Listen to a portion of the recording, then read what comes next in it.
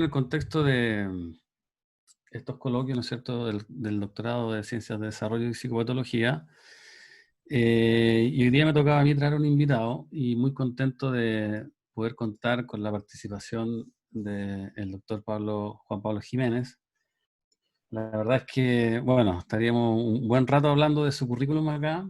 Lo cierto es que el doctor Jiménez es un destacado psiquiatra, que tiene una trayectoria, la verdad es que bastante única en nuestro país. Probablemente él es uno de los grandes promotores de la investigación en psiquiatría, ¿no es cierto?, y en psicología en Chile.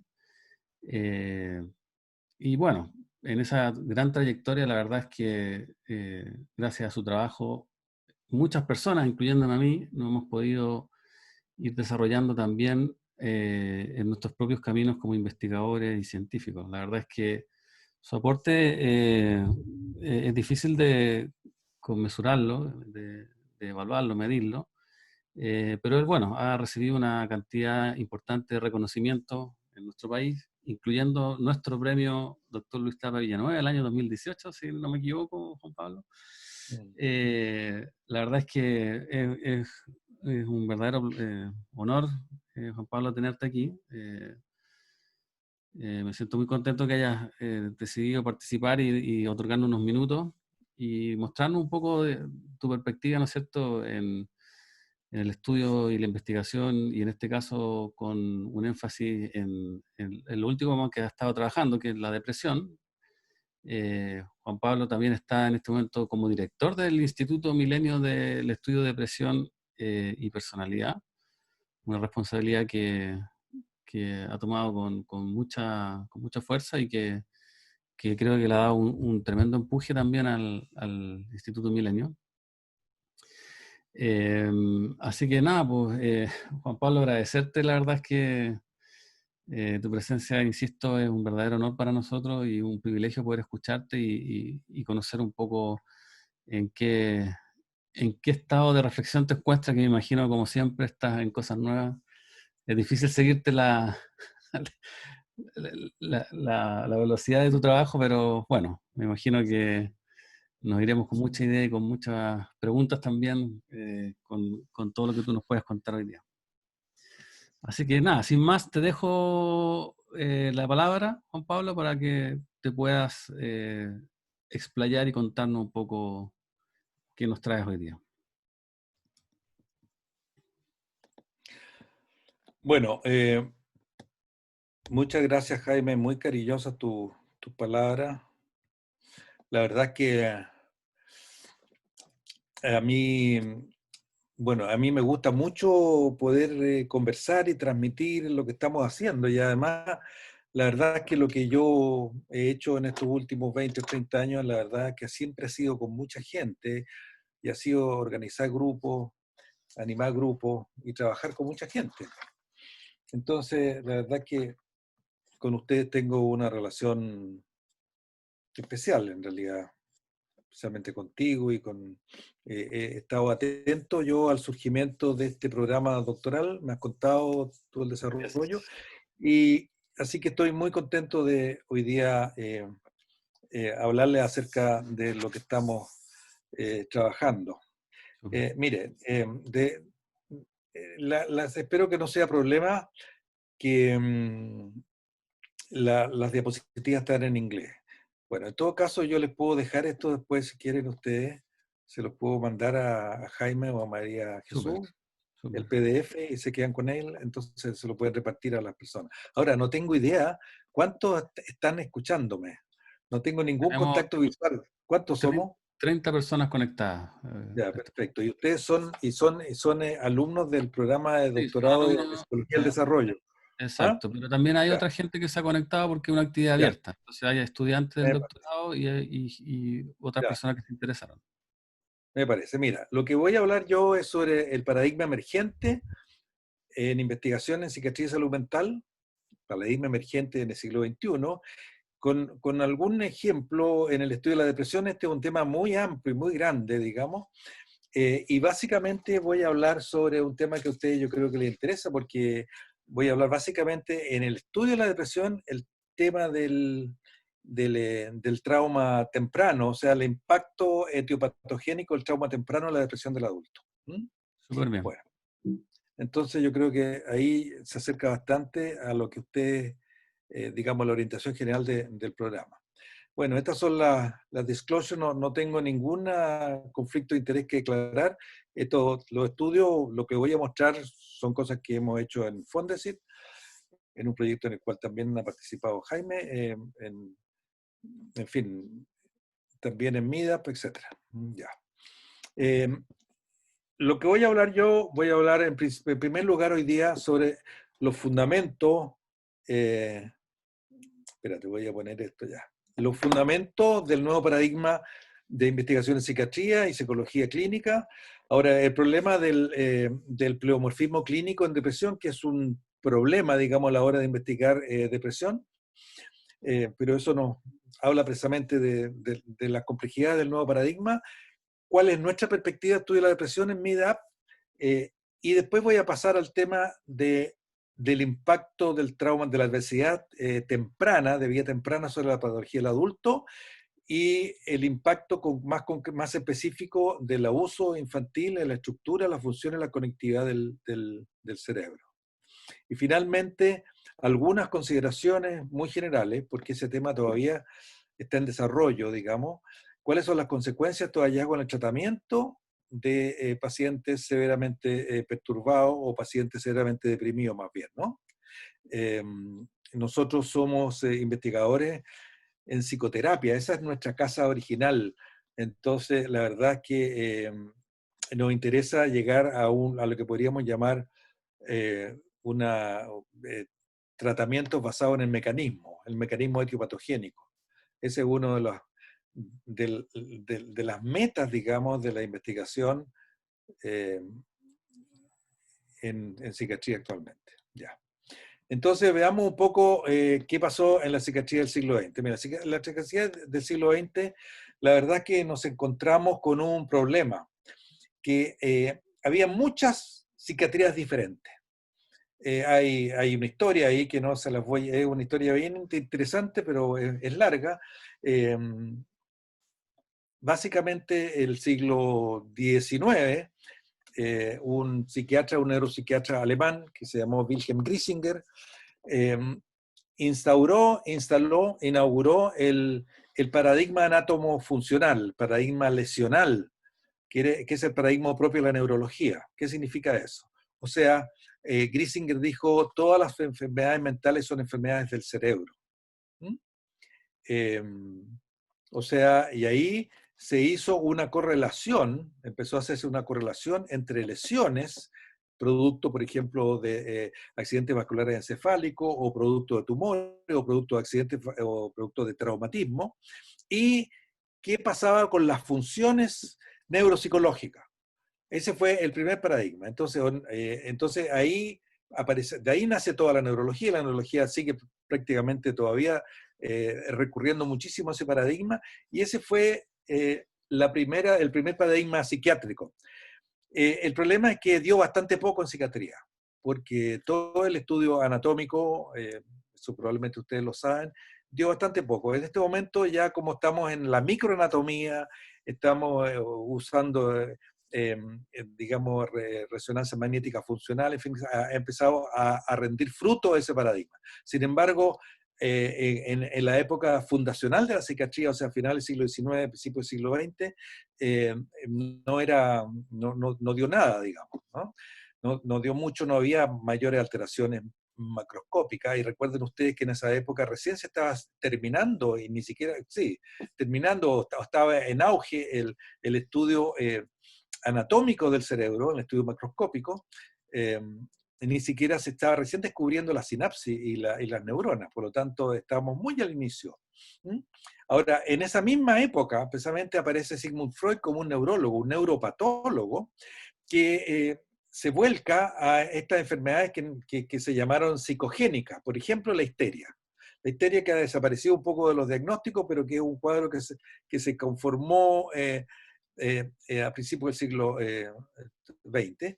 Y él lo que planteó es bueno, hay enfermedades, hay causas que no son causas puramente biológicas, aunque Freud nunca dejó de ser muy materialista en esto y siempre afirmó que habían eh, causas coadyuvantes que eran biológicas, pero él dijo básicamente también uno puede enfermar por razones biográficas, por razones traumáticas.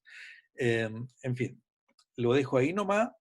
La palabra de psicoanálisis también después empieza a aparecer, unos años después aparece Pablo, en fin, empieza a constituirse el paradigma conductista del condicionamiento clásico, y después eso va variando también, evoluciona al, al, al paradigma más bien de Skinner, digamos, de otra teoría del aprendizaje. Bueno, entonces, la idea es que cada uno de estos paradigmas etiopatogénicos constituían una psiquiatría diferente. Y estas psiquiatrías diferentes no podían conversar ni podían dialogar entre ellas porque partían de bases muy distintas. Entonces vivíamos digamos, la psiquiatría tenía varias mentes, varias almas. Fíjate, eso es lo que pasó en el siglo XX. Yo me formé en la clínica psiquiátrica universitaria, donde había una psiquiatría básicamente fenomenológica y biológica. Y en las tardes yo iba al Instituto de Psicoanálisis, me formaba como psicoanalista, y lo que yo viví en mi formación es que cada uno se descalificaba al otro. Entonces había que tener toda una suerte de disociación o de múltiples perspectivas internas, pero era muy difícil hacer una integración entre esas distintas perspectivas. Entonces, ahora lo que se plantea es que en el siglo XXI vamos hacia un paradigma integrado. Entonces ahí yo les voy a mencionar a este autor que, si a ustedes les interesa, pues léanlo, porque este es un artículo de 2005, pero es muy interesante porque él resume una cantidad de cosas y él es un filósofo, es un psiquiatra, genetista, especialista en depresión, y además es un epistemólogo. Los últimos años se ha dedicado mucho a la epistemología de la psiquiatría. Entonces él plantea lo siguiente, son ocho principios del nuevo marco para la investigación, el nuevo paradigma, y le llama de pluralismo integrativo. Y él plantea lo siguiente: la psiquiatría y la psicología clínica está irrevocablemente fundada en experiencias mentales, en primera persona. Fíjense, todo el diagnóstico que se hace en psiquiatría, cuando un paciente nos consulta, o en psicología clínica, nos consulta por experiencias subjetivas.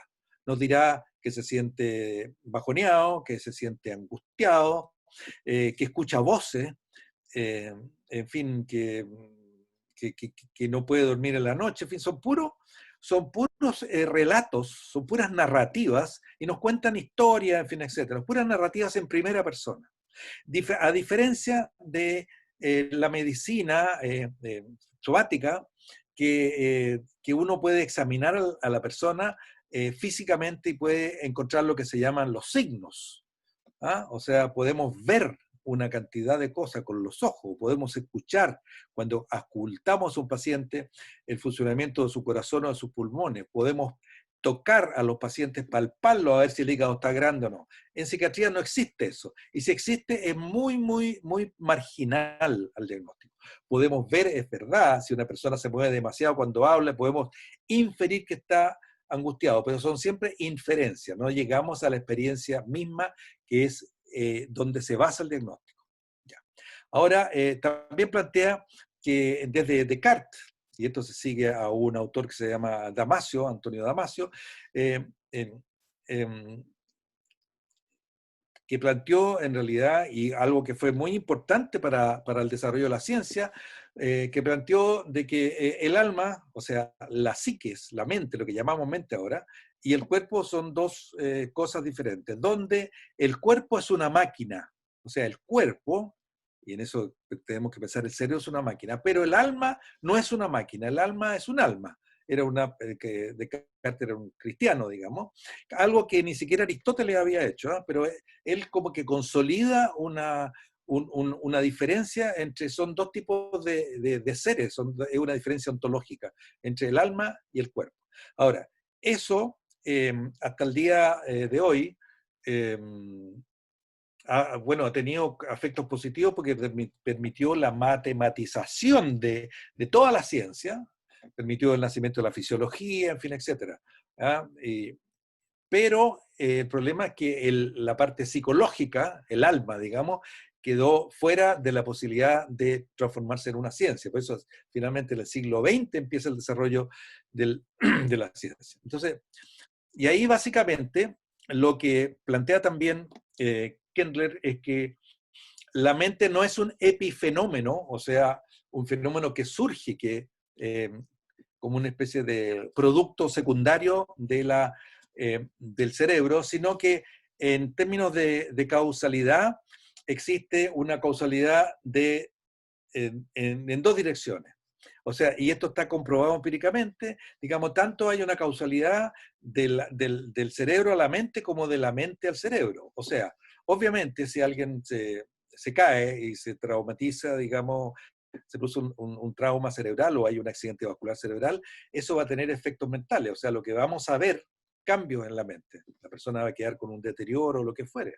Bueno, pero también es posible, y eso es más difícil de entender, pero ese finalmente era el planteamiento básico de Freud, aunque Freud no lo pudo demostrar porque no había una metodología ni había una manera de cruzar esta brecha entre mente y cerebro.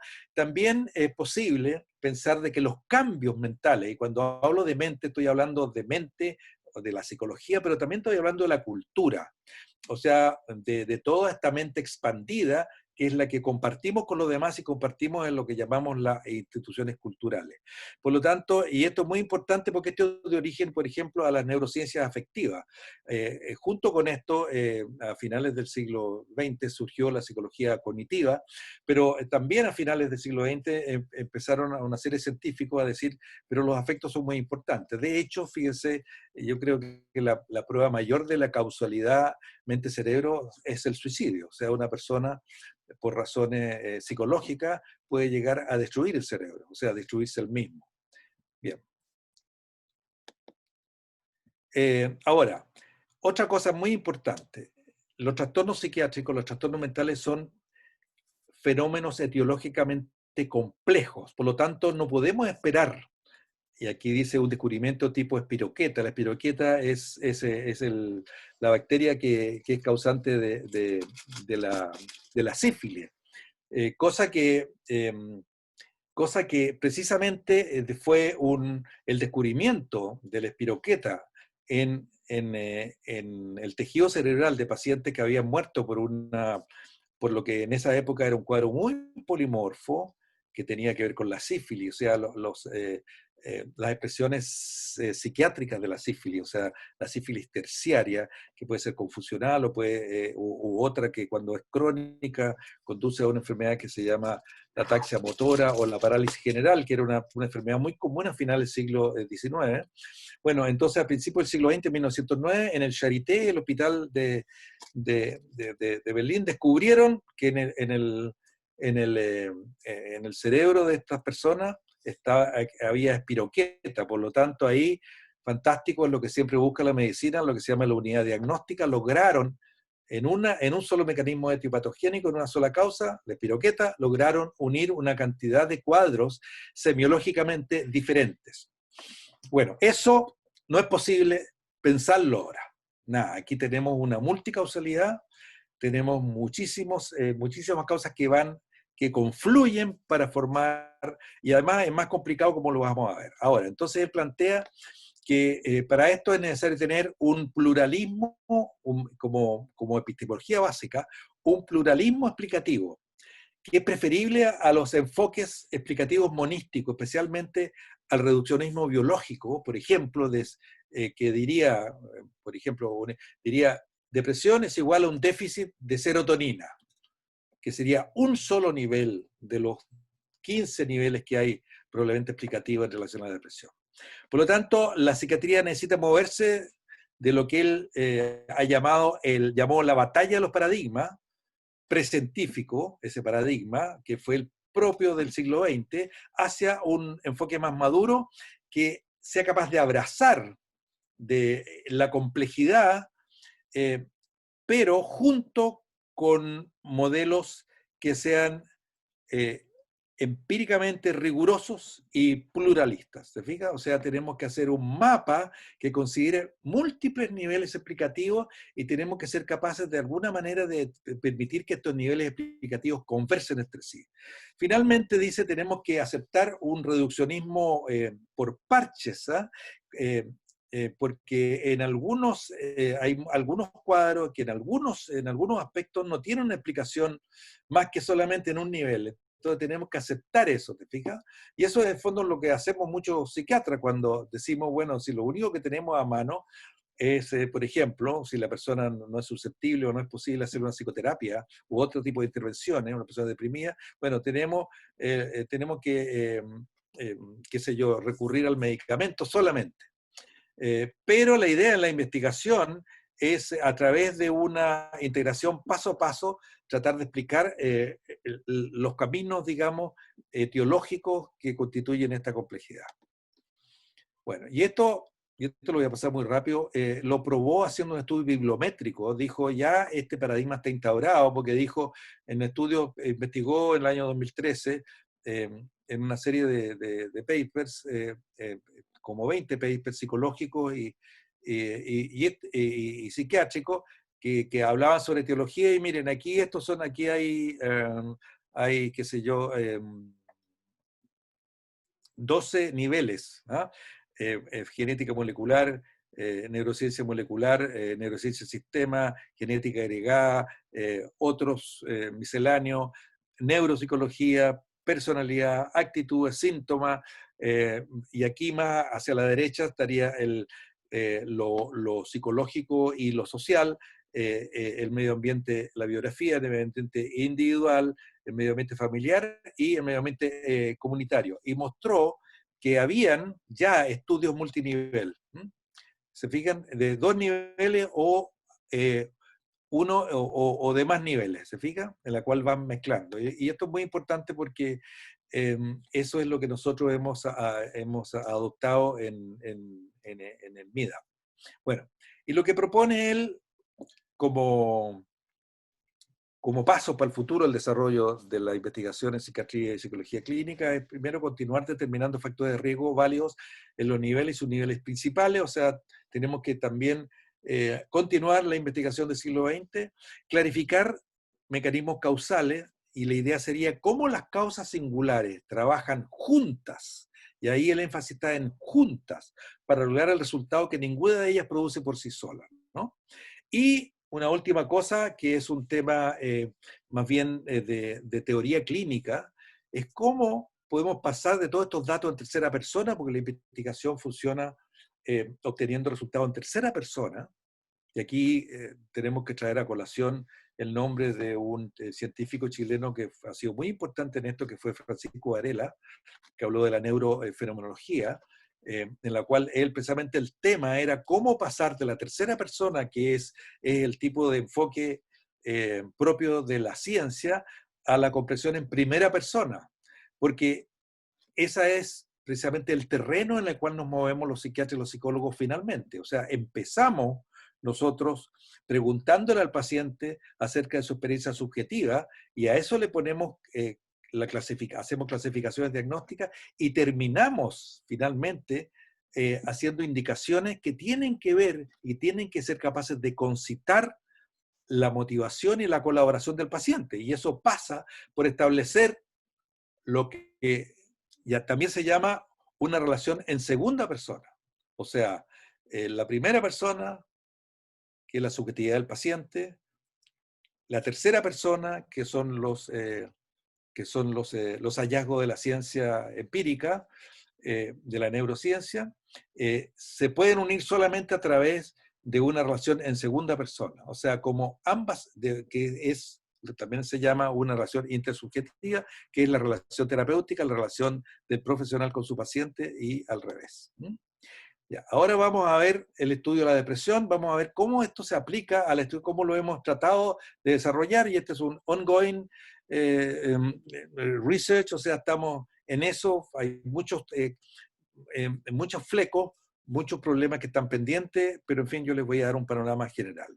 El problema que nosotros tenemos con la depresión es que es extraordinariamente pleomórfica, o sea que nosotros es un saco que le llamamos depresión, pero depresión es cosa muy distinta, es una condición extremadamente heterogénea, es muy variada, tiene diferentes causas y orígenes, incluso en casos de presentaciones clínicas similares, porque ustedes saben obviamente que la depresión es un diagnóstico psiquiátrico, la depresión mayor, el trastorno bipolar, la distimia, la ciclotimia, pero también le llamamos la depresión a una respuesta a una tragedia, por ejemplo, la muerte de un familiar cercano, o la expresión de una manera pesimista de ver la vida, la personalidad depresiva o la distimia, o también un estado emocional transitorio, o un estado que subyace a quejas tales como fatiga, debilidad, falta de energía, insomnio, dolor de espalda, dolor de cabeza.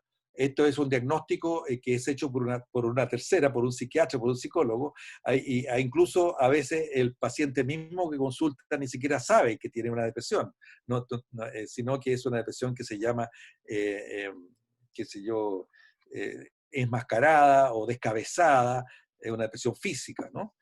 Y puede ser la respuesta o la expresión de una condición médica o su tratamiento. Y ahora debo agregar otra cosa, eh, respecto de que hemos aprendido el último tiempo. Y básicamente no les voy a hablar sobre eso porque también es un tema muy largo. Pero a propósito del malestar, a propósito del estallido social del año pasado y de todo este asunto de la pandemia, hemos descubierto y tenemos que integrarlo, depresión también es expresión del malestar social. Hay sociólogos franceses, pero eso lo hemos visto también en Chile, también hay gente que trabaja con nosotros en MIDAP, que claramente ha mostrado cómo el malestar social, esto que estalló el 18 de octubre del año pasado, esto tiene una expresión eh, que le llaman depresión. Y fíjense que yo les voy a mostrar unos grafitis que habían, eh, eh, por ejemplo, dos grafitis, uno que decía, no era depresión, era capitalismo. ¿Mm? U otro que decía, esta es la rabia acumulada que trataron de anular con fluoxetina, por ejemplo. ¿Te fijas? Entonces, eso también le llamamos depresión. Bueno, entonces aquí está lo que ustedes conocen, el DCM5. Bueno, te fijas, aquí el DCM5 ha sido muy criticado porque el DCM5, la verdad es que trata de hacer un diagnóstico en tercera persona, o sea, tratar de transformar, es una especie de camuflaje, ¿eh? Como si el diagnóstico fuera en tercera persona. Pero la verdad es que el diagnóstico en psiquiatría es siempre en primera persona. Además, siempre en psiquiatría y en psicología, y esto se hace siempre, incluso los médicos generales están mostrados eso, hay estudios cualitativos que muestran eso, en atención primaria, hacen el diagnóstico no tanto por el DCM, el diagnóstico de presión, sino lo hacen siempre, la mayoría de las veces, lo hacen como le llaman depresión a una reacción emocional que tiene ciertas características a situaciones de vida estresantes. Entonces, la verdad es que el DCM, digamos, por eso que está en crisis y está permanentemente criticado, vamos a ver cuáles son los problemas. ¿Por qué? Y tiene que ver con esto. Mire, se fijan, el DCM se calcula, este es un estudio del año 2015, que hay 227, de acuerdo a los criterios del DCM, hay al menos 227 maneras de hacer una depresión, de acuerdo a esos criterios. Ustedes se dan cuenta que esa es una nosología que nos sirve mucho. O sea, nos habla de una enorme heterogeneidad, o sea, como está definido de acuerdo al DCM, ¿no? Pero también hay una heterogeneidad debido a la instrumentación. Aquí hay una cantidad, eso que está aquí arriba, son distintos instrumentos psicométricos para medir la depresión. Y ustedes ven, aquí no les voy a mostrar, pero aquí hay 52 síntomas posibles. Y ustedes ven que los instrumentos apuntan a distintos. Por ejemplo, aquí hay una cantidad de síntomas que son que solamente mide un instrumento, otros que no miden. Se fija, hay algunos que miden, que la mayoría miden, que uno podríamos pensar que son los más centrales, ¿no? Pero aquí también nos da, obviamente, en la investigación, entonces el problema es que estamos midiendo, generalmente cuando estamos estudiando a los pacientes depresivos y usamos instrumentos, el problema es que estamos muchas veces, al comparar investigaciones, estamos comparando peras con manzanas porque son pacientes diferentes. Y ese es un gran problema. Y también, obviamente, el tema final, que es que la depresión no es un síndrome consistente, porque los patrones sintomáticos son diferentes, ¿no? ¿Te fijas? Bueno. Hay otra cosa, hay un asunto que se llama network analysis, que se refiere al tipo de la centralidad, cuáles son los síntomas más centrales. Aquí ustedes ven, hay algunos síntomas que son los que están oscuritos, que son los síntomas del DCM, pero hay otros síntomas que no son DCM, que son bastante centrales. O sea, ustedes se fijan, la centralidad y la relación entre los síntomas cuando se dan juntos o no juntos tiene que ver con el ancho de de estas rayas azules. Se fija, la ansiedad, en fin, la ansiedad, la irritabilidad, qué sé yo, en fin, no son del DCM y sin embargo son bastante centrales. Por lo tanto, eso hace todo al tema de la heterogeneidad. Finalmente, como lo dijo Mario Mas, que es un psiquiatra que bien importante y presidente de la Asociación Psiquiátrica Mundial y un investigador italiano, dijo, ¿sabe qué más? El concepto actual de depresión mayor no es un constructo válido. Él revisa en este artículo todos los criterios generales de validación que se tienen en psicología y dice, la verdad es que el constructo de depresión no cumple con ninguno de los criterios de validación. Gran problema. Aquí hay otra cosa, mire, este es una cosa antigua, del año 2002, que es un diapositivo que lo tengo hace bastante tiempo, pero este señor Davidson eh, eh, plantea lo siguiente, dice, estudios de neuroimágenes muestran que la depresión puede surgir de una multitud de causas proximales donde sintomatologías que comparten cierta similitud pueden diferir en los mecanismos subyacentes. ¿Se fijan? O sea, hay cuadros iguales, pero que tienen causas distintas. Entonces aquí estamos hablando de una cosa que en psicología del desarrollo ustedes lo saben mejor que yo, que se llama equifinalidad. O sea, distintas causas en el desarrollo te conducen a los mismos síndromes. Y también existe otra cosa que se llama la multifinalidad. O sea, iguales causas que conducen a síndromes terminales diferentes. Gran problema. ¿Se fijan? Ya.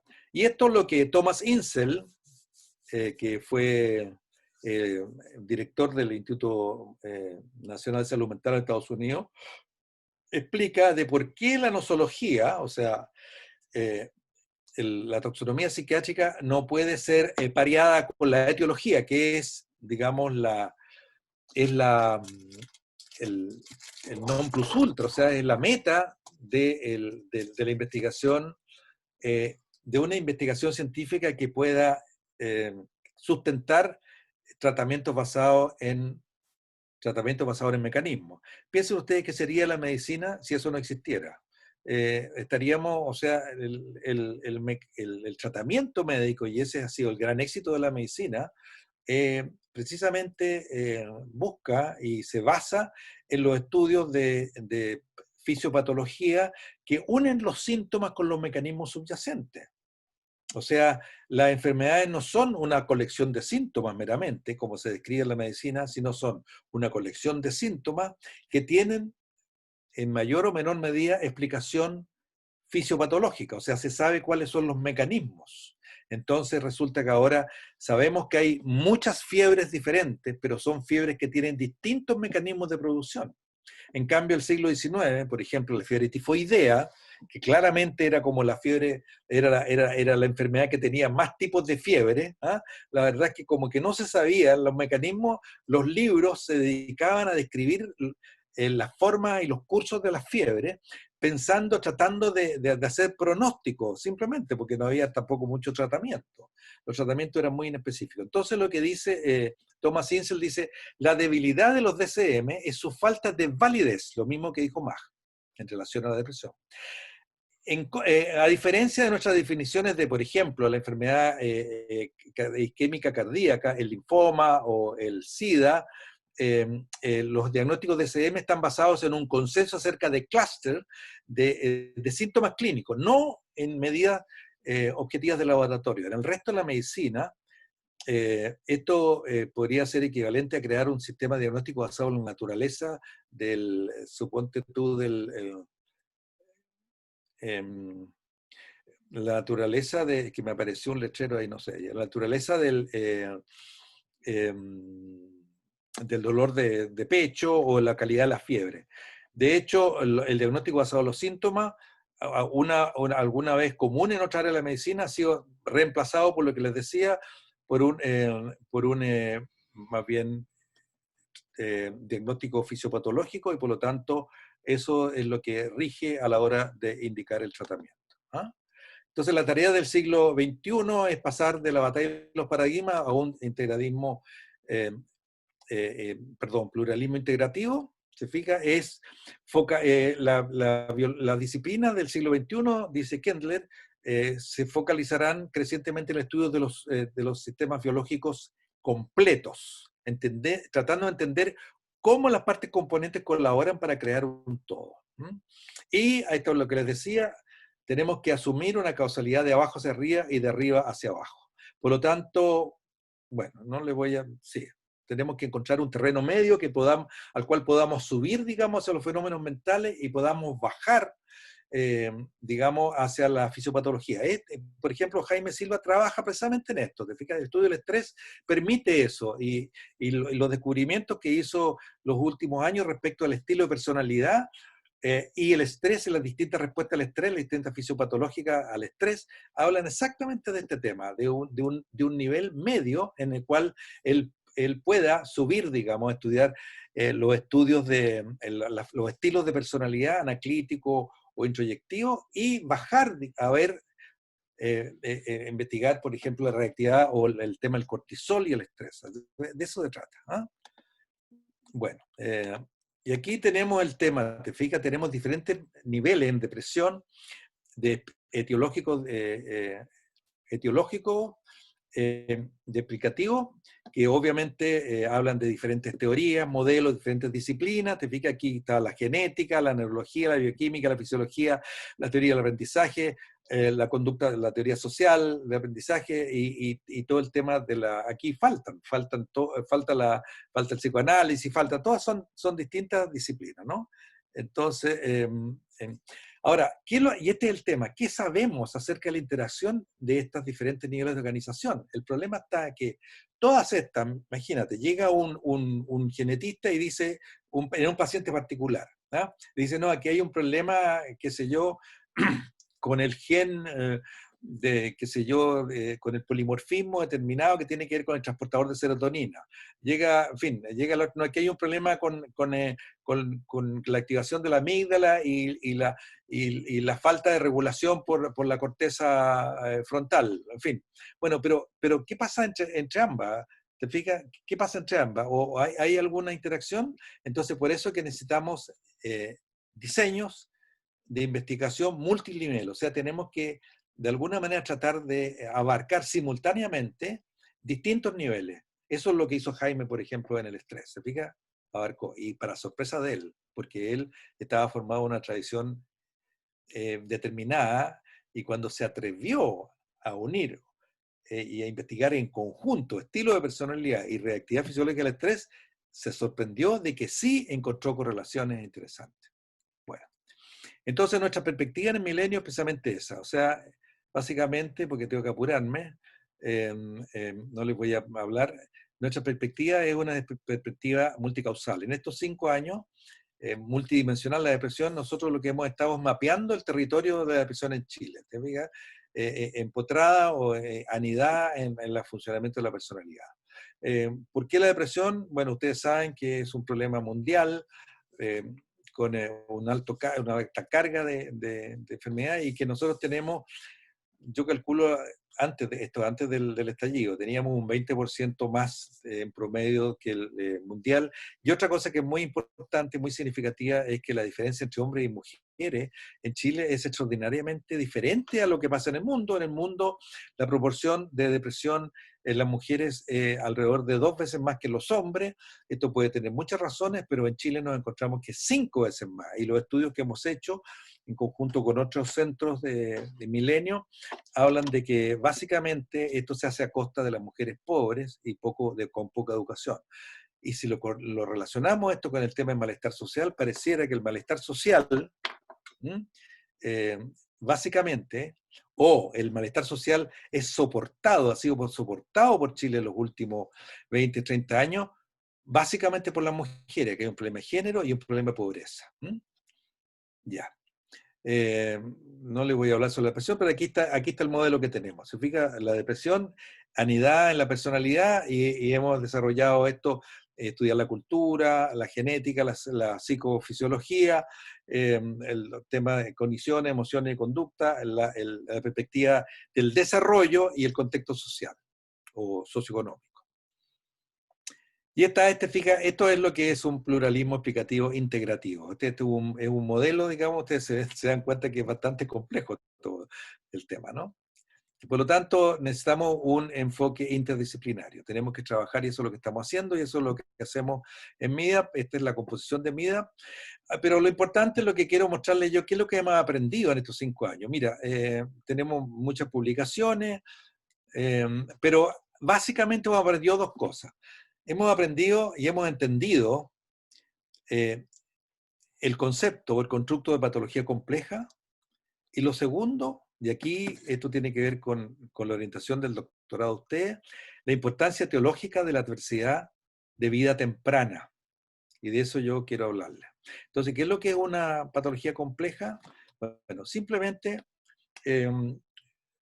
se habla actualmente de una combinación de factores clínicos, o sea, diagnósticos, biológicos, socioeconómicos, culturales, ambientales, conductuales, que estadísticamente se asocian con el pronóstico clínico. Ya.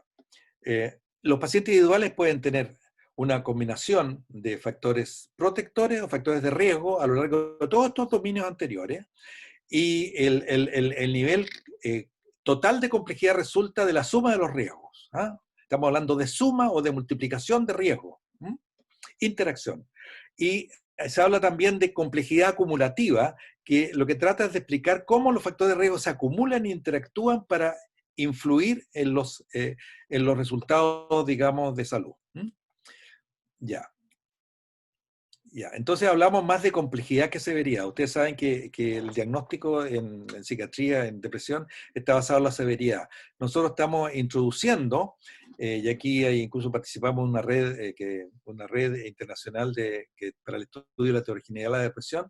Estamos introduciendo más, o sea, estamos preocupándonos más del tema de la complejidad, que da cuenta mejor, digamos, y permite mejor el tema del tratamiento, de la indicación y del escalamiento, que el tema de la severidad. Porque además no solo abarca el tema sindromal, sino también las variables biológicas y socioeconómicas. Bueno, y esto es el factor P, no le voy a hablar de eso, pero en realidad esta es otra manera de hablar de lo mismo, que habla de un factor general de psicopatología, que habla de la acumulación de los factores causales. Ahora, ¿qué sabemos acerca del impacto del trauma infantil en la psicopatología del adulto? Esto es bien importante. Estos son artículos, bueno, este es un artículo del año 2016. ¿Qué entendemos por trauma infantil? Bueno, el trauma infantil se entiende, el concepto de trauma temprano es amplio, incluye experiencias estresantes o traumáticas que ocurren durante la niñez y la adolescencia. Son los periodos críticos en el desarrollo. O sea, se extiende el periodo formativo en el ser humano es hasta la adolescencia. Entonces, se refiere a temas como la violencia familiar, la separación de los padres, las muertes, o falta de alimentos, de refugio, de amor, etc. ¿Mm? Entonces, los estudios, hablando de manera general, cuando se habla de abuso, sea físico, sexual o psicológico, se habla de una forma intencional de los padres hacia los hijos. Mientras cuando se habla de negligencia, que también tiene efecto, también se ha estudiado, sea emocional o física, más bien eso corresponde a una falla en los padres de satisfacer las necesidades básicas de los niños, sean psicológicas o sean físicas. ¿Mm? Ahora, fíjense, estudios generales. Esto es muy interesante. La exposición, estos son estudios americanos, la exposición de una o más experiencias infantiles adversas relacionadas al abuso dan cuenta del 54% del riesgo en la población, del riesgo atribuible de depresión en la población. 54%. Este riesgo sube al 67% cuando se trata del suicidio y un 64% cuando se trata de la drogadicción. Eso es las experiencias adversas tempranas. Ahora, otra manera de medirlo, la exposición a 5 o más experiencias tempranas se asociaron con un aumento de 2, de 3, de 10 o 17 veces en el riesgo de recibir una prescripción de un ansiolítico, un antidepresivo, un antipsicótico o medicación estabilizadora del ánimo, respectivamente. Y esta cosa es bien impactante. La exposición, individuos que se exponen a 6 o más experiencias adversas que pueden ser distintas, ¿no es cierto? Abuso, negligencia, abuso sexual, abuso psicológico, abuso físico. ¿Ya? Tiene una reducción de 20 años de vida útil. Ustedes se dan cuenta, el impacto es gigantesco. Mire, además, estudios nuestros de mi propio Fondesit nos mostraron de que también el trauma reciente, o sea, lo que se mide, porque esas son tradiciones, que se mide también los eventos adversos recientes, el último año, a través de una serie de instrumentos también que existen, dan cuenta del 17%, por lo menos la muestra nuestra. Por lo tanto, si sumamos 54, que serían las experiencias tempranas, más el 17, que serían las experiencias adversas recientes, tenemos como un 80%, qué sé yo, ¿no? Entonces, ustedes se imaginan, a mí se me dio vuelta la etiopatología, la etiopatogenia en psiquiatría. Nosotros como psiquiatras, yo como psiquiatra, viniendo de una tradición médica, tenemos un modelo biomédico que tendemos a pensar, y es la población también, aquí que hay causas como constitucionales, causas cerebrales, qué sé yo. La verdad es que en psiquiatría, el mayor ámbito causal es medioambiental. Esto yo creo que es muy importante saberlo y mostrarlo, porque los tratamientos están orientados a eso, o sea, los tratamientos preventivos, digamos, la prevención de la parentalidad o todo lo que se haga en la primera infancia es fundamental. Mira, y vamos a mostrarles lo que me pasó en la muestra de alrededor de 700 estudiantes universitarios. El 44% de estos estudiantes, la mitad eran de Temuco y la mitad de Santiago, reportaron en un informe de autorreporte que se ha validado bastante, digamos, o sea, no es que se ha validado, está validado en Chile también y se usa en muchas partes del mundo, que es el CTQ, que es el Child Trauma Questionnaire. Reportaron, el 44,7% reportaron trauma, del cual el 27,8%, lo más importante, era el abuso emocional. Ahora, esto significa, son estudiantes universitarios, yo diría, del mismo sector social probablemente de ustedes que me están escuchando. Esto significa que ustedes, todos nosotros, casi la mitad de todos nosotros, ha sido educado con violencia. Importante, ¿eh? La importancia y el abuso emocional es lo más importante. Bueno, ahora, si a esa misma muestra le pasamos el BDI, que es un cuestionario para medir depresión, y encontramos que el 28,1% tenía sintomatología depresiva. La población general es alrededor del 16% en Chile. O sea, casi el doble. Pero lo más interesante, y aquí viene una primera correlación de dos niveles, ¿te fijas? Por lo menos dentro de lo psicológico. Y de la biografía, ¿te fijas? Y de la biografía, claro. La asociación entre nivel de trauma, abuso emocional y el puntaje promedio de la BDI, que mide la sintomatología depresiva, muestra una línea derechita, o sea, una correlación directa entre a mayor trauma, mayor depresión. ¿Se fijan? Lo mismo con el abuso físico, lo mismo con el abuso sexual, lo mismo con la negligencia emocional, la negligencia física. Ahora, ¿qué importancia tiene esto? Mire, esto en estudio de los pacientes bipolares. Debo decirles que actualmente, desde el punto de vista psicopatológico, hay bastantes argumentos para mostrar de que la depresión mayor y la depresión bipolar corresponden al mismo espectro de enfermedad afectiva. Por lo tanto, muchas de las cosas que se han estudiado en depresión mayor también son válidas para por lo menos la depresión bipolar. Y este es un estudio, este es un diapositivo que habla sobre qué pasa con pacientes bipolares. Esto es de la literatura internacional.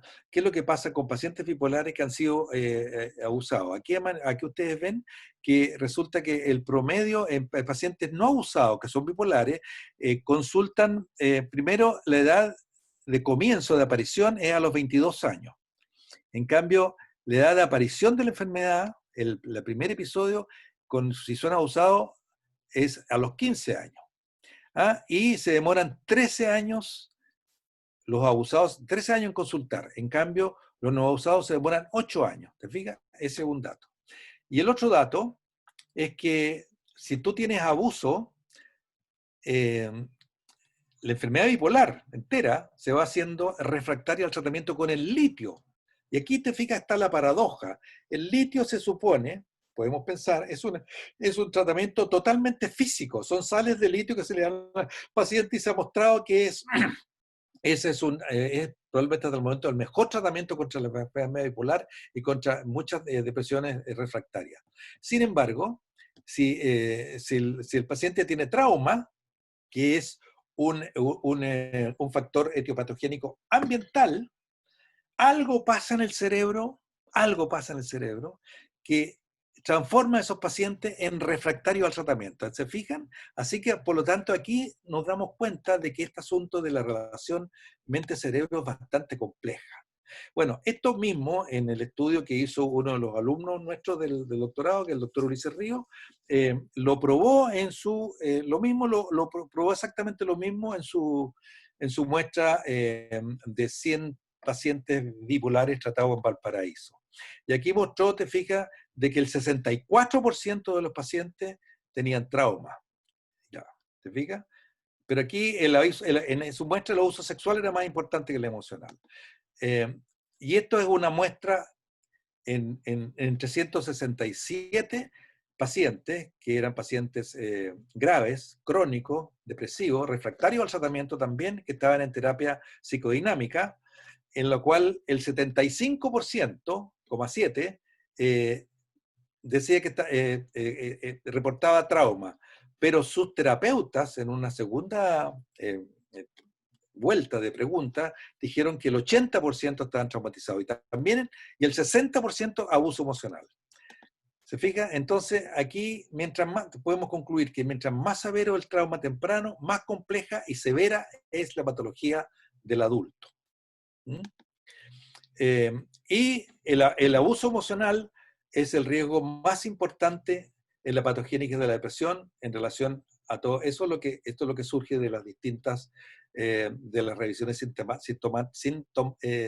sistemáticas que relacionan los subtipos de trauma temprano y la depresión del adulto. Ahora, ¿qué es lo que pasa? No, espérate. ¿Qué es lo que pasa? Yo ya debo ir terminando ya, ¿no? Mira, Chile es un país violento. Esta es la tercera ola del estudio longitudinal de primera infancia, de la encuesta longitudinal de primera infancia, y se le preguntó a 17.000 padres, 17.000 hogares, totalmente representativos en Chile, y el 62,5% dijeron que educaban a sus hijos con violencia. Y fíjense, abuso emocional, el 57%. Estamos en la misma situación. En la misma situación. Los encuestadores dijeron que creían que esta cifra estaba subrepresentada porque habían notado que un porcentaje de encuestados negaba o disminuía, qué sé yo, escondía el trato violento, pero por otras razones ellos creían que sí, o sea, por lo tanto, es probablemente más alto.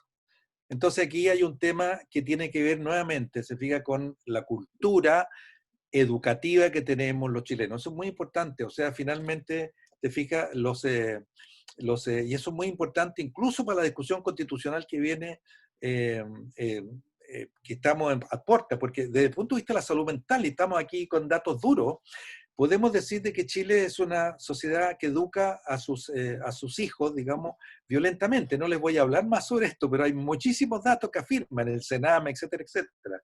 Entonces yo creo, y eso lo he dicho varias veces, que toda la violencia que apareció el año pasado, en realidad fue que la violencia doméstica se tomó la calle. O sea, rompió, por X razones, que no es el caso de hablar ahora, pero rompió las barreras del hogar donde estaba escondida, porque todos hemos sido educados con violencia, especialmente los más pobres, y salió a la calle. Ya, ahora, ¿cuál es el impacto? Con esto voy terminando, el impacto sobre la estructura, y esto es muy interesante también, sobre la estructura, la función y la conectividad del cerebro. Aquí debiera hablar yo sobre epigenética, pero no voy a decir mucho sobre esto, sino solamente decir de que la manera que tenemos nosotros para entender cómo el abuso infantil, o en general el desarrollo infantil, impacta el desarrollo del cerebro es a través de la epigenética, o sea, a través de la expresión, de la modificación del programa genético a través de la expresión o no expresión de los genes, ¿ah? Que comandan, digamos, el desarrollo cerebral de alguna manera. Porque te fijas, el desarrollo cerebral está conducido por los genes, pero es esculpido por las experiencias, ¿ah? Especialmente aquellas que ocurren durante el periodo crítico. Y lo importante aquí, aquí hay un estudio de este señor Slavich y Cole, que hablan de que lo importante en esta, fíjense, y aquí nuevamente estamos encontrando el consenso de la importancia de la subjetividad. Lo importante es la experiencia. Este señor, que también no son psicólogos, son investigadores, son neurocientíficos, dicen que, que las condiciones sociales externas influencian nuestros procesos internos biológicos más básicos, es decir, la expresión de nuestros genes. Aquí hay un modelo a mano derecha, pero dice, no son meramente las condiciones sociales externas, sino las experiencias, las percepciones subjetivas de tales condiciones. ¿Te fijas? Entonces ahí estamos en el mundo de la psicología. Ya. Por lo tanto, podemos pensar que la psicoterapia, y esto es algo que también estamos investigando, en cuanto es difícil, la psicoterapia actuaría modificando la expresión de los genes. Y eso hay un alumno nuestro que está de doctorado que está investigando, está investigando adolescentes limítrofes y investigando la transformación epigenética motivada por una psicoterapia exitosa. Bueno, aquí hay otra investigación reciente, sí, del año 18, reciente, que muestra lo mismo que se yo hecho en Japón, que muestra que pacientes que pueden hay ciertas alteraciones que se han descubierto en pacientes deprimidos importantes, graves, que es una alteración del gyrus cingulado anterior y de la relación de esa zona de la corteza con la corteza prefrontal. Entonces dice que cuando hay, y este CATS es un instrumento parecido al CTQ, cuando hay un alto CATS, o sea, hay mucha evidencia de trauma temprano, estas personas se hacen resistentes al tratamiento medicamentoso.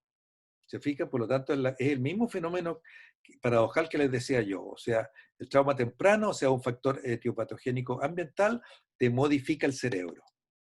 Y esto es una antigua investigación de Charles Nemeroff con su equipo, en el cual mostró de que pacientes depresivos crónicos con depresión, pacientes depresivos crónicos con trauma infantil responden mejor a la psicoterapia que a los antidepresivos. Es la misma cosa. Ahora, lo más interesante de todo es que los trastornos cerebrales que produce el maltrato son altamente específicos al tipo de tratamiento. Y este es un estudio, es una revisión del año pasado. Más bien, ni siquiera una revisión, es un estudio longitudinal de 2 años. ¿Ah? Mira, y aquí hay una cosa muy interesante. La violencia doméstica se asocia con la atenuación del volumen y el grosor en porciones de la corteza visual y una disminución de la mielinización de tractos de fibras nerviosas clave que interconecta el aparato visual con el aparato límbico. Ahora, el abuso sexual se asocia con una reducción bilateral sustancial en el volumen de la sustancia gris, o sea, de la neurona, en la corteza visual primaria y en las áreas corticales de asociación visual, y el abuso sexual infantil se asoció con una reducción de partes de la corteza visual que está involucrada en el reconocimiento facial emocional. Aquí estamos hablando de cognición social, o sea, la capacidad que tenemos los seres humanos de leer en el rostro, en las expresiones del rostro de nuestros congéneres, digamos, su mundo interno. Eh, y también en el reconocimiento y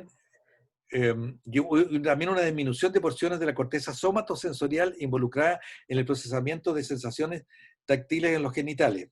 Miren, ustedes inmediatamente se imaginarán cuál es la consecuencia de esto. O sea, esto explica por qué, por ejemplo, mujeres que han sido violentadas sexualmente cuando pequeñas, abusadas, qué sé yo, después tienen problemas en la sensibilidad o tienen todo un tema traumático en relación a los genitales posteriormente, o sea, frigidez, lo que usted, en fin, fobia sexual, etcétera, etcétera. Entonces, ¿cuál es la interpretación que ellos hacen? La que ellos dicen es que diferentes tipos de abuso conducen a diferentes y a modificaciones diferentes y específicas en los sistemas sensoriales y en las vías que transmiten las experiencias aversivas hacia la conciencia. Estos no son psicoanalistas, como un medio de mitigar los efectos de exposiciones repetidas y así reducir el distrés. Estas modificaciones cambian la manera como un individuo responde a los recordatorios traumáticos. Por ejemplo, esta niña que fue violentada cuando chica sexualmente, cuando está pololeando qué sé yo, cuando es adolescente, resulta que empieza el arousal sexual y ella hace una reacción brutal, digamos, y dice, no, no puedo, no puedo, no puedo, y una fobia sexual. Entonces altera la percepción consciente, pero deja intacto las vías subcorticales que proveen una ruta inconsciente a los circuitos que pueden generar una respuesta conductual y emocional rápida a las amenazas. ¿Se fija? Esto es lo que los clínicos hemos llamado embodied memories, o sea, los recuerdos corporalizados. Este es todo un tema de psicología cognitiva que tiene que ver con las respuestas, que esto solamente se ve en las relaciones, no hay conciencia sobre esto, se ve en las reacciones conductuales o se ve en lo que los psicoanalistas llamamos la situación transferencial. Ya. Entonces, también sabemos que hay individuos resilientes, pero esto yo lo voy a pasar porque ya la verdad es que yo creo que ya les he dicho demasiado. Y voy a pasar que nosotros estudiamos ciertas variantes genéticas y voy a simplemente hablarle. Este es el modelo, ¿te fijas? El modelo que construí. Diferentes tipos de estrés temprano. Aquí hay un niño traumatizado físicamente, pero puede ser un niño abusado emocionalmente, además de los eventos adversos actuales del último año, que van a estar modulados por los polimorfismos, o sea, la genética nos va a modular eso, si vamos a hacer o no vamos a hacer, y qué tipo de perturbaciones en el sustrato neural, o sea, en la función, la conectividad y la estructura del cerebro, pero esas perturbaciones específicas conducen a alteraciones en la cognición social, lo cual, planteo yo, y esto no lo hemos estudiado muy bien cómo, probablemente explica por lo menos una parte de las diferentes presentaciones clínicas o los diferentes riesgos que se han descrito psicológicamente para ser trastornos del adulto, que puede ser depresión, pero puede ser también, aquí también cabe los temas de trastorno de personalidad, lo cual nos explicaría el fenotipo diferente, ¿no es cierto? Entonces aquí debo mostrarles que estudios hechos en la población de pacientes bipolares, por ejemplo, en la presencia de abuso emocional, los pacientes que son portadores de un alelo determinado, que es ese, GT, etcétera, etcétera, muestran un reconocimiento aumentado de las caras rabiosas y temerosas. En presencia de abuso sexual, no de abuso emocional, otro tipo de abuso, los portadores del mismo alelo, ¿te fijas? Muestran un reconocimiento solamente de las caras más rabiosas, pero no de las caras más temerosas. Y en presencia de abuso físico, los portadores de otro alelo, no de ese, mostraron un mayor reconocimiento de caras tristes. Bueno, ¿qué significa eso? Por lo menos en esa población de pacientes bipolares, pero podríamos nosotros hacer una hipótesis general y decir que pacientes deprimidos, o esto podría ser probablemente para cualquier patología, con diferentes dimensiones de trauma temprano, van a tender, dependiendo obviamente de su polimorfismo genético, ¿ah? van a tender a tener sesgos específicos en relación con miedo, rabia, tristeza en relación con su terapeuta. ¿Mm? Y las consecuencias de estos hechos para el tratamiento de pacientes perturbados, aquí está lo mismo que de Nemerov, se fija, la psicoterapia, pero el problema es si nosotros podemos construir una psicoterapia que esté personalizada al tipo de trastorno. Aquí, estos autores que también trabajan con nosotros, digamos, pero son de Londres, de UCL, estos autores dicen de que es posible y los hallazgos en este estudio, que es un estudio de depresión de la Tavistock, de la clínica Tavistock en Londres, es consistente con la idea de que la modificación de los tratamientos de pacientes individuales se haga en relación a a los rasgos de personalidad. O sea, aquí se refiere básicamente a pacientes anaclíticos y pacientes introyectivos, un estilo de personalidad. Y lo que yo planteo, bueno, aquí en términos generales, es esto. Te fijas, este es un modelo que yo modifiqué. Esto sería la idea. El trauma infantil produce una elevación del estrés, o sea, más bien de la sensibilidad al estrés, ¿ah? Y que cuando haya un estrés determinado, ¡pum!, aumenta y pasa la raya, el límite, y aparece una depresión clínica. Ahora, eso disminuye, la enfermedad depresiva es autolimitada, viene la postdepresión, y aquí, por ejemplo, la terapia psicológica lo que haría sería reducir la sensibilidad al estrés, de tal manera que si hay un estrés posterior, no se produce la enfermedad clínica. Por lo tanto, la curva azul sería trauma menos terapia y la curva roja sería trauma más terapia. Y este es el modelo de Nemerov, también viene a ser lo mismo, se refiere a los periodos críticos en el desarrollo durante el cual la exposición a maltrato infantil aumenta la vulnerabilidad y el curso de la enfermedad depresiva. Bueno, entonces aquí está, te fijas, aquí son los distintos niveles en los cuales se podría hacer una intervención, ¿te fijas? Optimal Windows for Intervention. Y eso es lo último. Yo realmente me pasé. Esto lo digo lo que estamos haciendo. Aquí hay un trabajo que también, esto en relación, estamos promoviendo precisamente el diálogo. Y listo. Este es el equipo nuestro. Aquí ustedes ven que aquí está Jaime. En lo que hicimos, trabajamos en este fondo y llegamos a estas ideas. Bueno, listo. Bueno, Eso sería todo por hoy. Ahora, puta, tenemos media hora nomás. Yo a las 4:30 tengo que dejarlo, discúlpenme, pero no puedo más. no, Tengo que ver súper bien, también. súper bien. Tenemos algunas preguntas, Sí. creo. Una de nuestras Listo. alumnas del doctorado, Pilar Valenzuela, A ver, pregunta. no te escucho. No me escuchan. ¿Se escucha?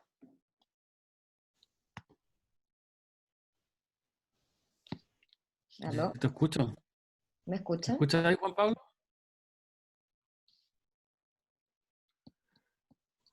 Juan Pablo, ¿me No, yo no escucho escuchas? nada, no sé. Ay, espérate, ¿qué pasa? ¿Ahí? Momento. ¿Me escuchas? Eh, Hola. ¿Ahora me escucha o no? Sí, ¿Sí? nosotros te escuchamos. Tú a Ya, nosotros no parece. yo no escuchaba, fíjate, se me había apagado mi micro, mi parlante. Ya. Listo. Ya. Hay una alumna del doctorado, Pilar Valenzuela, que pregunta de qué manera este paradigma emergente revisa, cuestiona o se posiciona frente a las clásicas metas de la ciencia, como describir, explicar, predecir y controlar.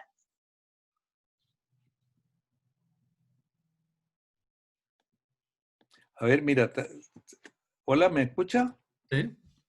Ya, habló María Jesús y yo se me había desconectado no el parlante. Ahora estoy bien. ¿Tú dijiste algo, María Jesús? Sí, es que hay algunas preguntas en la sección de preguntas y respuestas. Yo no sé si puedes quizá abrirla más fácil. En el chat. No, hay una parte que dice preguntas. Ah, ya, sí, espérate, ahí, sí, ahí veo. La resulta más fácil. Mira, la primera pregunta de Diego Gaete, la verdad es que no se la puedo corresponder porque no la tengo idea. Mira, me bajaron muchas ideas en realidad a la cabeza, pero se refiere así, qué sé yo, sobre el uso de la psilocibina, que es un compuesto activo de la Z-psilocibe, o sea, de un hongo. La verdad es que no soy especialista en hongo, no sé en realidad. ¿Qué opina yo de estos tratamientos? No tengo idea, porque mira, pero en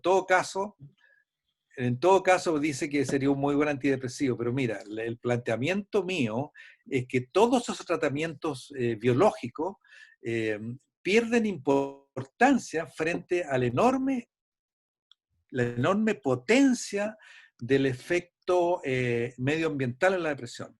Por lo tanto, todos esos tratamientos es como el tema de la vacuna ahora. La vacuna, te fijas, con el COVID es una especie de esperanza, una especie de ilusión, que cuando llegue la vacuna, pero la verdad es que la pandemia tiene que ser básicamente controlada a través de medidas psicosociales.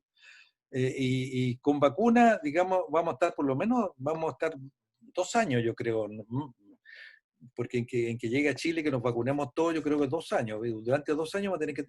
Pasa lo mismo no existe en este momento un tratamiento que sea capaz de revertir el daño, eh, el daño que puede ejercer digamos, como factor etiopatogénico en la depresión.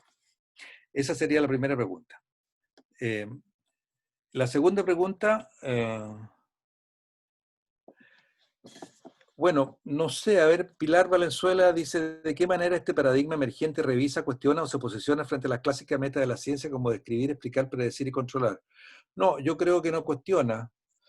Yo creo que estamos en la misma. Lo que pasa es que la descripción, la explicación, la predicción y el control de los fenómenos hemos ampliado el panorama.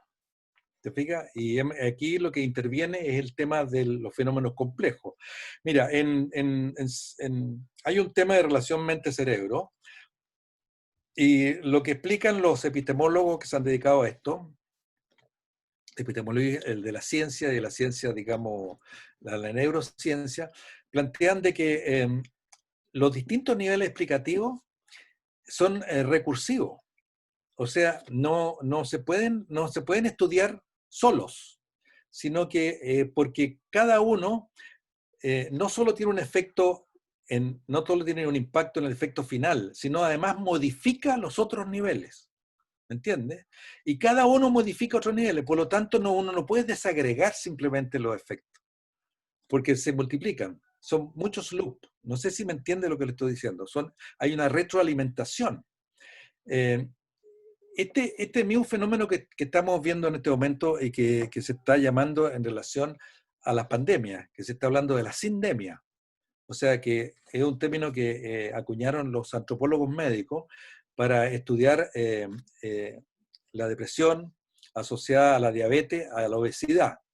Y ellos plantean que esos tres eh, síndromes, en fin, etcétera, la verdad, además pobreza. Entonces hay cuatro niveles que son diferentes, digamos, porque es diferente ser gordo en los bajos de Mena que ser gordo en la dehesa. Es diferente, tiene distintos pronósticos. Pero el tema es que se están estudiando distintos mecanismos internos de retroalimentación entre estos distintos niveles. Entonces, eso es lo único que hemos hecho, te fijas que se ha hecho más compleja nomás. O sea, la descripción, la explicación, la predicción y el control es más complejo. Ahora, la Pilar Valenzuela también pregunta, ¿qué es desafío metodológico? Procedimiento, instrumento de análisis supone este paradigma. Bueno, es que les dije, primero lee algunos papers de Francisco Varela, para entender qué es lo que es esto de la primera, segunda y tercera persona. Y lo segundo que te diría es que lo importante es estudiar fenómenos en su complejidad, o sea, en 2 o 3 o 4 niveles simultáneamente. Para entender cómo un nivel psicológico, por ejemplo, es modificado o modifica niveles biológicos, tradicionalmente biológicos me refiero, o haciendo lo mismo con niveles psicológicos, niveles sociológicos, ¿te fijas? Estudiar nivel socioeconómico, en fin, eso básicamente eso. Ahora, ¿dónde queda el tema de las predisposiciones genéticas o antecedentes familiares de la depresión? Queda ahí mismo, ¿no? Si nosotros sabemos que hay un tema de heredabilidad, la heredabilidad es un estudio genético antiguo, digamos, que muestra que la depresión y otras enfermedades tienen una acumulación familiar. O sea, yo tengo depresión y probablemente en mi familia existe una cantidad hay más casos de depresión o de suicidio, de alcoholismo, en fin, etcétera, o de enfermedad bipolar, y habla de eso. Por lo tanto, hay predisposición. Lo que no sabemos, y no sabíamos, y todavía no sabemos totalmente, es cómo se heredan a través de... Y ahí es donde empieza el tema de los polimorfismos, aun cuando todavía sabemos muy poco sobre eso. Porque no basta una predisposición genética en ninguna enfermedad psiquiátrica, y probablemente en ninguna enfermedad de ningún tipo, para que la enfermedad se actualice. Ustedes saben que en esquizofrenia existe un 50% de predisposición genética familiar. Y eso se ha hecho, son estudios antiguos de los años 60 y 70, sobre gemelos univitelinos, y estos gemelos que fueron separados después de su nacimiento en familias muy distintas, o sea, distintos ambientes, y resulta que de 100, 50 hacen la esquizofrenia y 50 no la hacen. Bueno, siempre se pensaba que el 50 que no la hace era ruido nomás. No, pero que ahora se sabe que ahí hubo un ambiente familiar protector. ¿Y por qué? Probablemente por vía epigenética. Ya. Andrea Alfaro pregunta, ¿funciona a todos los puestos y las consecuencias del abuso, maltrato? ¿Está considerada alguna proyección? Espérate. O vinculación con el gobierno. Bueno, mira, o para políticas públicas, bueno, por supuesto, sea lo que sea, por supuesto, y habla de más allá del Chile Crece Contigo, por supuesto. Mira, nosotros estamos en eso. Lo que pasa es que no es tan simple, pero y requiere tiempo, y eso, nosotros, el Instituto MIDAP es un instituto financiado por platas públicas, platas del Estado, y una de nuestras misiones y obligaciones éticas y contractuales es contribuir a la creación de políticas públicas. Por supuesto, tenemos que transformar, lo cual no es fácil, transformar los resultados de investigación en políticas públicas. Ahora, tenemos que también, por eso que hemos tenido que terminar así también relacionado no solo con autoridades de gobierno, sino también con políticos, porque tenemos que sensibilizarlos y la idea es ir avanzando en ese sentido. Ahora, una consulta de Paulina Pali. Ella estudia interesante, estudia la asociación entre trauma de la infancia con violencia de pareja adolescente,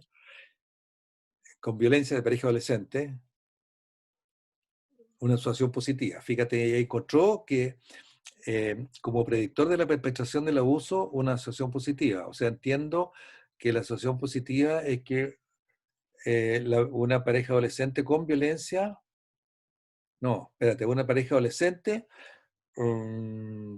me imagino que tiene violencia en la infancia. Bueno, no entiendo muy bien. He encontrado asociaciones negativas con la negligencia. ¿Qué significa eso? No sé bien qué significa asociación negativa. No sé, mira, eso tendría que pensarlo más y tendría que explicarme más qué es lo que es eso. Quizás me puedes escribir tú y me explicas más. Andrés Muñoz,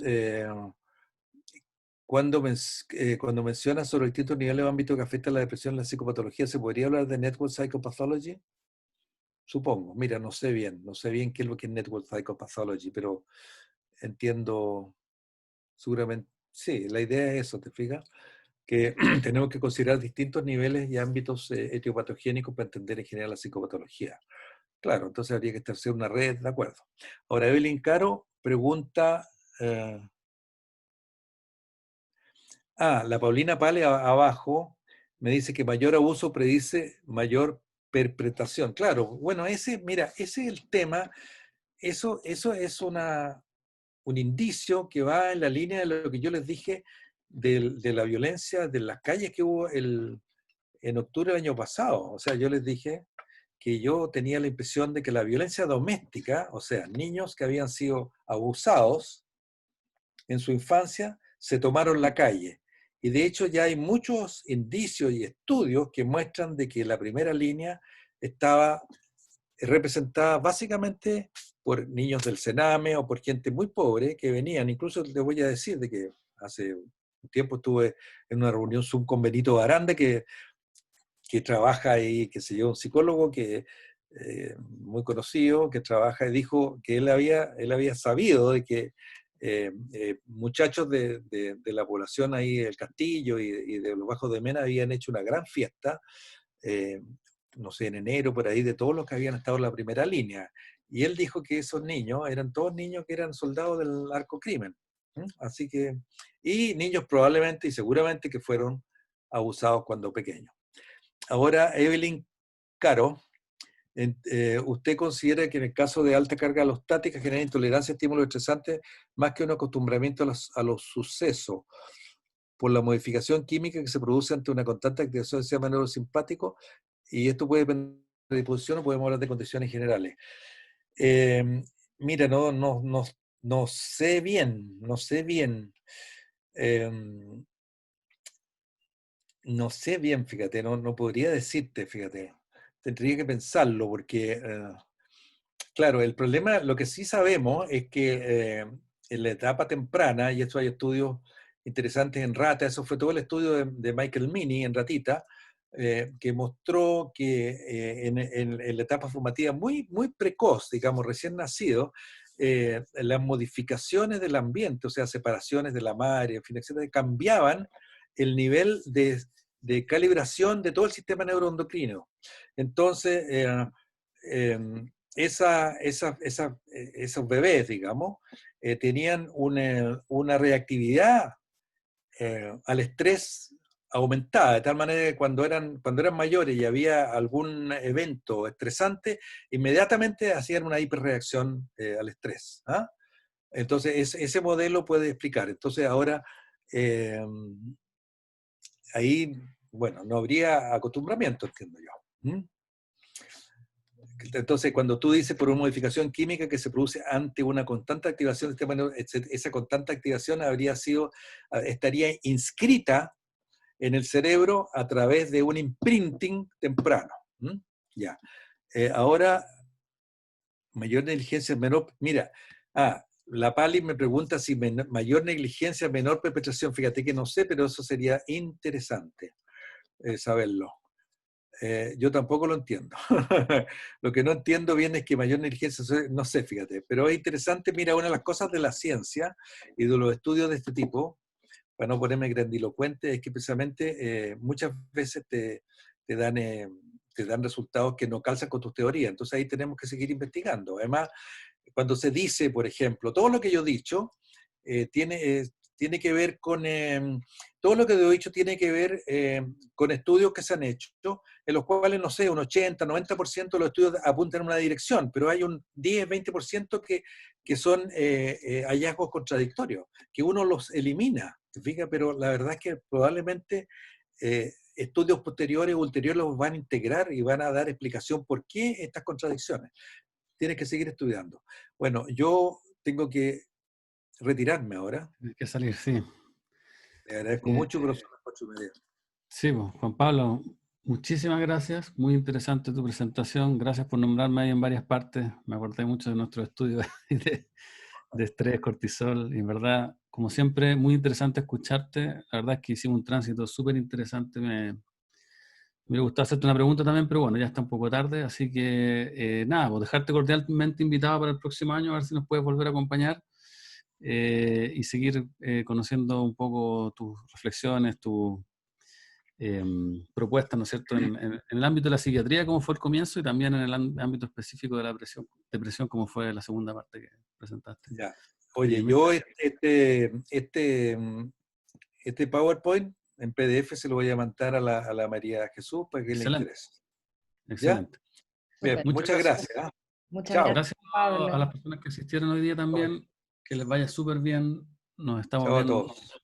el próximo coloquio. Sí, muchas gracias a todos.